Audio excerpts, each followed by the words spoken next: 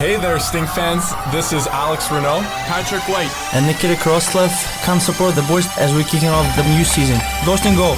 And here we go. The puck is dropped on a brand new season of Sarnia Sting Hockey on CHOK.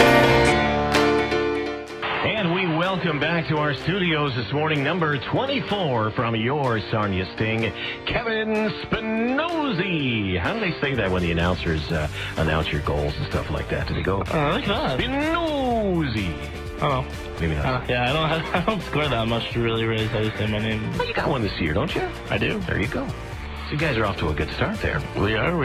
I think there's as many wins as Montreal Canadiens have right now. How do you like that? How do you like that? The Canadiens. I'm from there, so I'm a huge fan. And I'm a big fan, too. We've had this conversation. So, yeah, they're off to a pistol-hot start. Mm-hmm. Before we get to hockey some more, because you and I were just talking off air about the Jays, because everybody is talking about the Jays right now. There's plenty of room on the bandwagon, so come on board, those of you who are just getting on board here. Their backs are against the wall, man, in a big way. What do you think? Can they do it? If any team can do it, it's them. That's the way I look at it. And, Texas down 0-2. You win on the road, which, I think it's winning at home that's hard. Yeah. The players have so much pressure to succeed at home that, pitching's not being what it should be. But I think we were just talking about this off the air. Alex Anthopoulos, the GM of the Jays, for as much as everybody is praising him for the moves that he made at the trade deadline, he's got some work to do in the offseason. A lot of work to do. And it's hard to find good pitchers and keep, because that's what everybody needs is pitching, right? So those ace pitchers are in very high demand, and they're hard to land, but I hope that the Jays will do that. Wanted to mention as well that today is October 21st, Wednesday, October 21st, 2015. It's Back to the Future Day today. You've seen those movies? I have. So this is the day that in Back to the Future Part 2, when they travel to the future, this is the day, October 21st, that they landed. And it's interesting that that movie actually forecasts that in 2015, the Chicago Cubs would win the World Series. Yeah. They're still in the playoffs, but they're down 3-0. I don't think they're going to make it. You never know, right? We also supposed to have hoverboards right now, so... Yeah, that's right. But that's the thing about sport, right, Kevin? On any given day, any team can beat any other team, and that's why, we had Coach Jeff in here yesterday, Assistant Coach Jeff Barrett, and I was asking him about, how much do you pay attention to the standings, either this time of the year or at any time of the year, really, when you're getting ready to play a team, because even though the Sioux, for example, who you're playing, you're going up there on Friday, right? Yes. They're a team that's well behind you guys in the standings. But on any given night, right? Yeah, your mentality's got to be the same whether you play a team that's first in the league or whether you play a team that's not first in the league. And I think you got to really maintain that focus throughout a whole 60 minutes of play. And I think that's where some teams can get caught, is if you're not ready, or you think, this is going to be just a point night, as some would say. That's where you get beat because you're not ready for that game. So I think as a whole, our team has been really good with that. We every game we come in, we're really focused. We want to win. Yeah. And I think this town deserves a winning team. And I think with the group of guys we have, we're really on the right track to make that happen. And I think if we maintain that focus, it's going to be a really good year for us, for sure. This is your third year in Sarnia, Kevin, and you started your OHL career in Sault Ste. Marie. Is there anybody in the Sioux that you still know that you played with 4 years ago? D coach. Yeah. D coach is still there, but nobody on the ice. Unless McCann comes back from Vancouver. Mm-hmm. I got traded my second year. For my second year, there's two guys left. Two guys left, and that's about it. I don't know. So it's a little weird. It's going to be weird going back up there and not seeing all those familiar faces. But do you personally, because you used to play in Sault Ste. Marie, do you get up a little bit more for those games? I think the adrenaline kicks in a little bit more. Yeah. I think you get those that little butterflies in your stomach. So, but I think it's now that it's my third year against them, and Sarnia, you play them 6 times a year. It's You only played one season there, right? Yeah, so well, one and a half. You weren't really a franchise player because you weren't there long enough. No, I wasn't. No, I was there my whole rookie year, and then the second year I got traded at the deadline. So, what else has changed? Not necessarily on the ice, because we know you guys are off to a really hot start, and I don't want to talk about it too much because I don't want to jinx it. No. But what about off ice? You know, every year there's a few different players, there's new players coming and going. We've got new coaches here this year. How has the chemistry changed, or has it off the ice? Is this a close-knit team? Are you guys bonding? No, yeah, for sure. I think so. I mean, when we get to the rink, it's everyone's always on the same page, but I think winning also does that to you. So, but I think everyone gets along. I think we set a way of not really separating rookies and veterans. I think we have a good mix on both. So, and I think when you look at our production, I think everyone's producing right now. You have vets producing, you got young guys producing, and I think just the chemistry overall is really a chemistry that's nice to see. Yeah. And nice to have, definitely, with the young guys and the older guys. Kevin Spinozzi, number 24 from the Sarnia Sting, is our Wednesday morning buzz guest. This is for St. Clair Auto Repair. I don't think we've talked to you since Arizona training camp. How did that camp go? It went really well. I made it to the last day, and then last day they sent me back to Sarnia to have a really good year, and they'll be keeping an eye on me this year is what they said. So it's hopefully to keep producing and hopefully get a call back. When you've got a pro camp that says something like that to you, Kevin, that they're going to keep an eye on you this year, are you aware during games if there are or not scouts in the crowd? I think. Are you told ahead of time? No, I mean, sometimes we are. Sometimes a coach will say that to get us going, but yeah. I mean, you can't think about it. You think about that stuff, you can't play for the scouts. No, you play for yourself. You play for your team, and it's like they said, team success makes individual success. So I think, no, when you play, you can't think about that stuff. You think about that stuff, you're going to be out of your game, or you're going to maybe try to do too much. And you really, I mean, me, I'm a somewhat stay-at-home defenseman that likes to go on the offense too, but it's take care of my end first, and then what happens, happens. So I think if I really don't focus on that, then my game overall is going to change, and I can't let that happen. How do you think you did at camp? I think I did well. We played 2 games against LA. I played both, and I felt like I had 2 really strong games. And I don't know, it's funny because when you're there, I was there for a week or so, and you get that bond with the guys, and you feel part of a team. And then having to come back mentally, it's hard because you see some guys stayed, and then mentally it's hard. But I think when you come back, you realize what work you have to do to make that level of competition. So it helps you to maintain that focus throughout the year and really have that effort that you need to be able to make the next level. And while pro camp is a relatively short period of time, as you kind of alluded to, you make friends, you make bonds. It doesn't take long at all, sort of. And so I'm sure you're keeping in touch with some of those guys. Are you keeping an eye on Arizona maybe a little more carefully this year? Yeah, I mean, I was never really an Arizona fan. I mean, I'm a West Division down south. I was Montreal Canadiens, born and raised there. And I still live there, so it's them. But I think, Anthony Duclair's from Montreal, plays with them, and Max Domi with London. I mean, when I was there, I hung out with those guys quite a bit. So obviously, see them having a lot of good points this year, and then Arizona's doing really good this year. Yeah. So it's obviously keep tabs on them. It's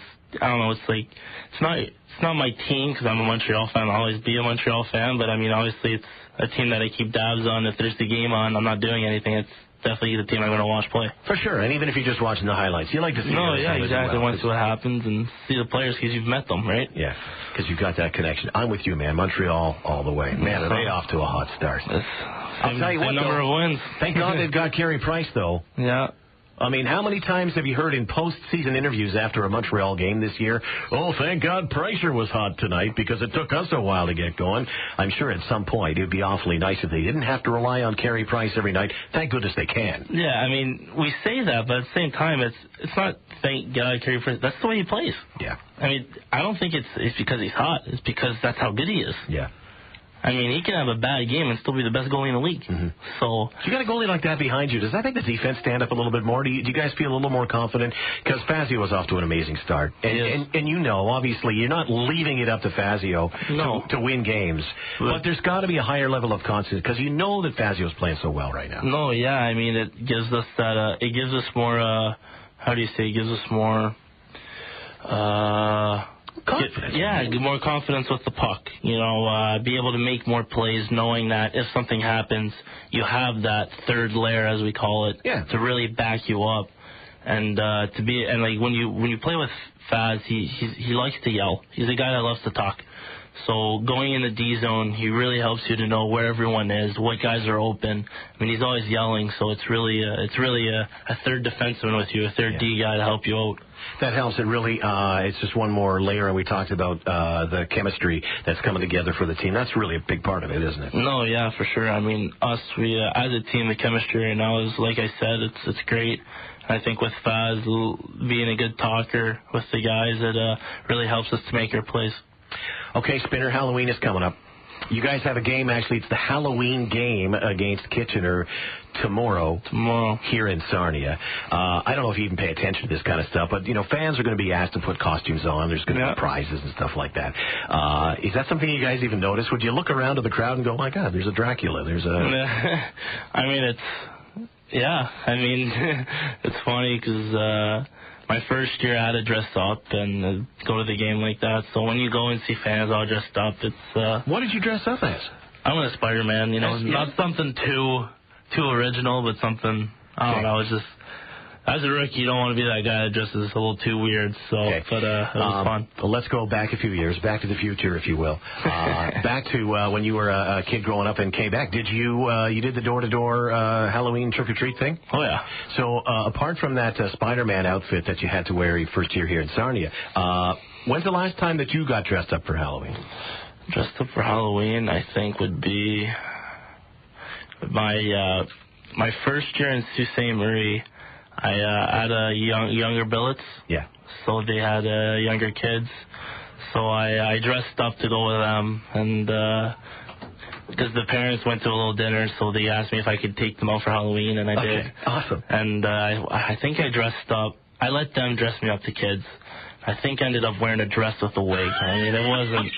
Yeah, I mean, it was for them. You're a good sport. Yeah, exactly. So I'd show up to houses and people would be like, that's Kevin Spinozzi. He's dressed up as a girl right now. Yeah. So it'd be really funny, but... What did the Spinozzi household hand out on Halloween? Were you guys a chocolate bar kind of a house? Were you... I think we were one of... You know, they're just like 4 bins of all those bins of different treats. So they got to choose?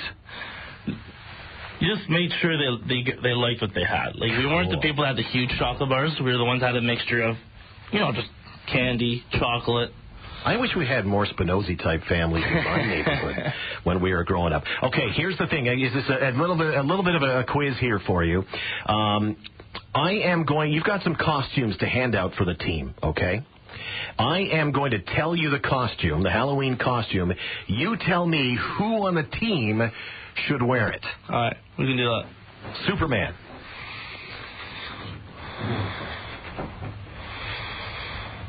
I mean, maybe me, but that took you a long time to come up with that one. Superman, Jacob Chikrin. Chikrin? Yeah. All right. The Joker. The Joker, Brandon Lindbergh. Without hesitation. Without hesitation. He's the class clown, is he? He's a funny guy. All right. Who would be a ghost? That's hard to answer. A ghost. I mean, because he's that kind of player that's maybe, you know, you don't see him and then there he is. Or the kind of player who's just really quiet in the dressing room. Or the kind of player who's maybe, likes to prank and scare people. I don't know. Who would be the ghost? A ghost. That's a hard one. The ghost. I'm going to go with their second goalie, Caden Fulcher. Okay, Fulcher. Yeah. Now, here's a tough one. Princess Elsa.